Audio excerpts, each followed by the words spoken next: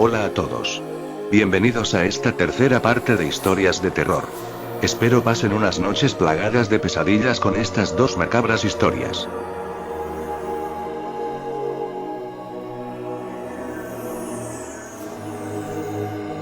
¿Cuándo podemos decir que en verdad somos hermosos? La verdad no lo sé, pero a veces tu mente puede jugarte bromas impensables sobre el tema. El narcisismo es a veces la peor maldición que un ser humano puede tener al verse frente a un cristal y apreciar su exterior siendo deformado por su interior. Erika no entendía bien esto, pero pronto averiguaría todo aquello de una manera inconcebible para sus ojos.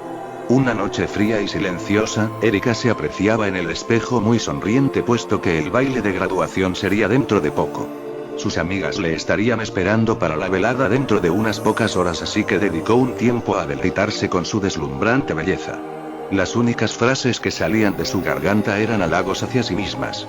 La fiesta había comenzado y la casa de la joven terminó en la soledad. Eran las 2:30 de la mañana cuando Erika se estaba bañando y preparándose para ir a la cama. Un susurro fantasmal se filtró entre las paredes de la casa acompañado de un frío viento. Erika estaba en su cama cuando miró el reloj marcando las 2:52 de la mañana. Sus ojos se quedaron cerrados hasta que, minutos después, escuchó unos ruidos escabrosos pero muy cautelosos en su habitación. El enorme espejo que ésta tenía frente a su cama se había movido ligeramente, pero no era cosa que el viento que se filtraba por la ventana no causara, así que Erika decidió seguir durmiendo. A la mañana siguiente había sido testigo de un suceso extraño. Al apreciar su bello rostro y preguntarse si era la más hermosa como siempre lo hacía en la mañana, la tarde y la noche, apreció algo sumamente extraño y aterrador. Su espejo reflejaba que justo detrás de ella, en el muro en el que se posaba el cabezal de su cama, había un mensaje en una especie de tinta roja que decía: "Para mí siempre serás la más bella". En shock por el mensaje, Erika dio un brutal giro a su cabeza, pero resultó ser que en aquel muro no había una sola señal de aquel mensaje. Al volver a mirar a su espejo, Erika se percató de que, efectivamente, la pared estaba limpia y sin señal alguna del mensaje. Presa del miedo, o de alguna cosa relacionada con líos existenciales sobre su cordura mental, Erika decidió tapar su espejo con una toalla. La noche siguiente fue una prueba para Erika. La oscuridad cubría todo, solo la tenue luz de la luna lograba dar algo de visión en la habitación, por lo que decidió esperar a la hora en que supuso pudo haber sido escrito el mensaje. Eran ya las 3 de la mañana cuando la joven Erika ya no pudo más, y sintió deseos de ser presa de Morfeo y de sus acolchonados brazos. Pero los ruidos espectrales no tardaron en aparecer. Unos golpes sumamente débiles se manifestaron, pero Erika jamás vio algo que le convenciera, la brisa bien podría causar esos ruidos, así que adjudicó el mensaje a un juego sucio de su subconsciente. El espejo continuó tapado hasta la noche siguiente. A pesar de todo lo que había pensado, Erika no podía evitar creer que alguien o algo le estaba vigilando, como si una presencia desconocida buscara deleitarse con su belleza a sus espaldas. La noche siguiente vino acobijando a Erika en un manto frío y oscuro. La brisa del invierno era potencialmente helada y venía acompañada con susurros de los rincones malditos del inframundo. Erika estaba casi conciliando el sueño cuando unos golpes volvieron a manifestarse. De golpe, el espejo perdió su manto y quedó frente a Erika, como si su reflejo estuviese mirándola fijamente. Aterrada fue a tapar de nuevo el espejo. Irónicamente ya no sentía deseo alguno de ver su reflejo. Al revisar el reloj eran las 3 de la mañana. De pronto un escalofrío se apoderó de ella cuando un mensaje en rojizas letras se reflejaba en el cristal del espejo. El mensaje recitaba aquellas palabras anteriores a esta noche. "Para mí siempre serás la más bella". De pronto, el brazo derecho de Erika sintió el roce de una piel fría y algo corrugada. Al mirar de nuevo el espejo, pero esta vez hacia su lado, se percató de aquella presencia. Un extraño ser estaba justo al lado de Erika. Era larguirucho, arrugado, delgado y huesudo. Su cara era una cruel parodia de sentimientos alegres y su cuerpo una decadencia total de vida. Ese monstruo esquelético y en cueros acarició el brazo de Erika y susurró a su oído: "Eres hermosa, para mí siempre lo has sido". Erika no pudo entender nunca aquello. Es quizá un fantasma que la persigue hasta que llegue algún día el momento de su muerte. En todo lo que ha pasado de tiempo, aquel ser jamás se desvanecerá de sus recuerdos. La reencarnación de sus defectos bailando en la hora de los oscuros, cuando Dios se resguarda y los demonios danzan con macabra alegría, entrando por el portal paralelo de la realidad. Recuerda, Jamás te despiertes a las 3 de la mañana frente a un gran espejo.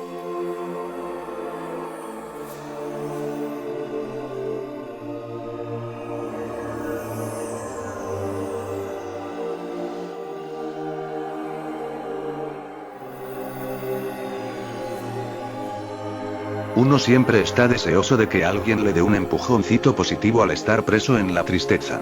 Un buen amigo siempre estará a tu lado para reconfortarte cuando más lo necesites. Pero la naturaleza humana esconde secretos mórbidos y macabros que es mejor no mencionar. En todo salón de clases siempre hay un revoltoso en el montón. El estudiante Billy había terminado de leer unos libros de ciencia cuando el payaso de la clase de nombre Boris había empezado con su rutina. Las bromas que Boris propinaba a sus compañeros eran sinceramente graciosas y más de uno caía al suelo de la risa ante sus acciones. Sin embargo, siempre hay un grupo a quien aquella actitud payasesca le irrita. Billy ya no aguantaba más las indulgencias de su compañero, así que le preparó su propia broma. El Día de los Inocentes se aproximaba, así que el payaso de Boris estaba más que preparado con un arsenal de ideas y herramientas para sus cómicas acciones. Sus compañeros de clase sabían qué esperar de él, por lo que fueron prevenidos durante el transcurso de aquella semana. Pero en los rincones más oscuros, Billy preparaba su venganza luego de que Boris le hiciera una broma con un cojín ruidoso. La molestia de Billy rayaba en la crueldad, deseando que aquel payaso estuviese muerto en ocasiones. Ya estaban muy grandecitos, eran universitarios, pero Boris no dejaba de conservar ese instinto infantil en su comportamiento. Había caído una tormenta torrencial en la víspera del famoso Día de los Inocentes. Las lluvias eran tremendas y los truenos entonaban sonidos de pánico. Todos estaban entrando con prisa al instituto. Un equipo de construcción estaba arreglando una sección del patio de la escuela, así que debían tener sumo cuidado con los materiales de construcción. Boris estaba sin embargo cerca de los ladrillos y alambres que conformaban las bases y muros de lo que sería la nueva pared del patio trasero. La trampa de Billy le aguardaría al salir de clases puesto que los profesores habían llegado a la par con su víctima.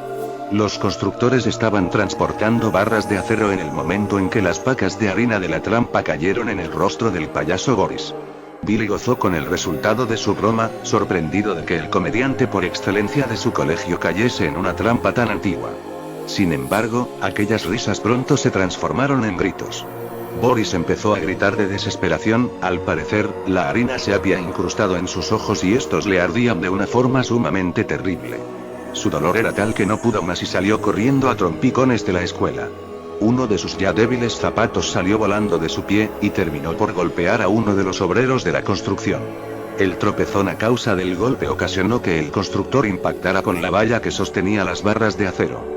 3 de estas salieron disparadas hacia Boris, acabando de inmediato con su vida. Al terminar la ola de desesperados gritos solo pudieron apreciar que el impacto de las barras contra el rostro de Boris le ocasionó una especie de extraña mueca. No lo podían creer, Boris estaba sonriendo, como si aquella muerte hubiese sido no más que un chiste con una fuerte sobredosis de humor negro. La mueca payasesca de Boris hizo estremecer a Billy, tanto así que se decidió a los pocos días solicitar a cambio de instituto por el hecho. La muerte de aquel payaso universitario quedó en el olvido en cuestión de semanas.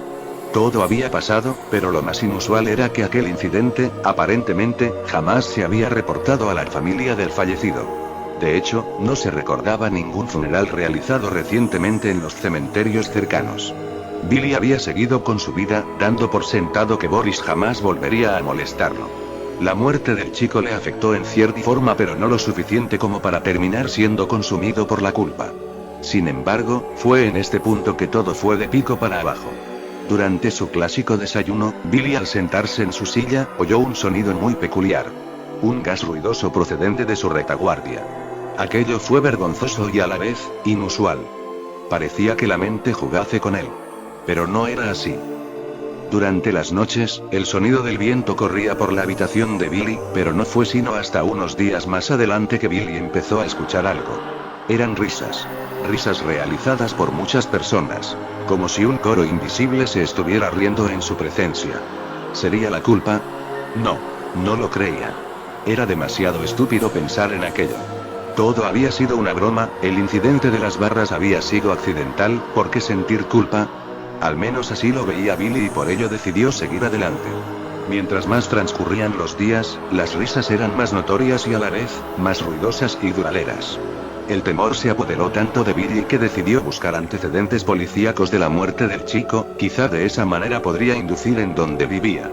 Los resultados de la búsqueda fueron muy inquietantes. No había casi nada en los archivos del incidente, era como si el suceso hubiese sido algo habitual, como si a nadie le importara lo que le hubiera pasado a ese pobre joven. La búsqueda, a fin de cuentas, fue un reverendo desperdicio. Pero todo terminaría dentro de poco. La noche acobijó a Billy. Cuando de pronto, más risas. Risas, risas, risas, risas enfermizas por todos lados. La culpa se comía la conciencia de Billy hasta el punto en que gritó. ¿Dónde estás? ¿Qué demonios me haces? Por favor, déjame en paz, el que estés muerto no es mi culpa, todo fue un accidente.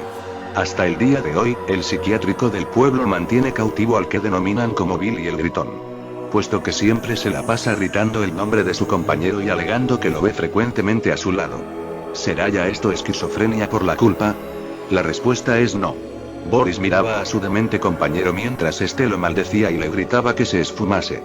Boris solo exclamó: siempre te quise. Eres mi presa, así que vendrás conmigo. Para todos, yo no existo. Pero todo de ti me pertenece ahora.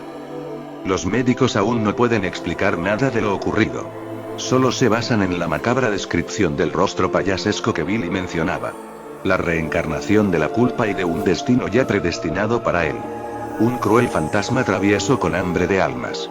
La imagen que marcó el acta de defunción de su cordura, por el resto de la eternidad.